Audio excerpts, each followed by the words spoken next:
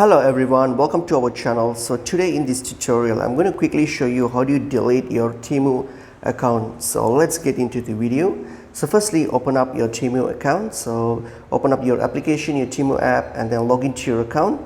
So once I've logged into your account, what you're going to do now here is you'll see the U tab here. So go to the tab U here, so your U tab. So once you get to your U tab here, what you're going to do, you're going to go hit on scroll down and hit on settings. So once you get to your settings here, what you're going to do, you're going to select the account security option. So click on account security. So once you get to account security, you'll see at the down there there's an option called delete your Temu account. So all you have to do is just select that, delete your account, and then here it's going to ask you for a confirmation whether you're going to delete it, and then some recommendations for you, so you can have a read at it. And then all you have to do is just select this, I want to permanently delete my Temu account, and hit on continue, and that will delete your Temu account. So that's pretty much it is. Hope this video is helpful. I'll see you all in another video. Thank you.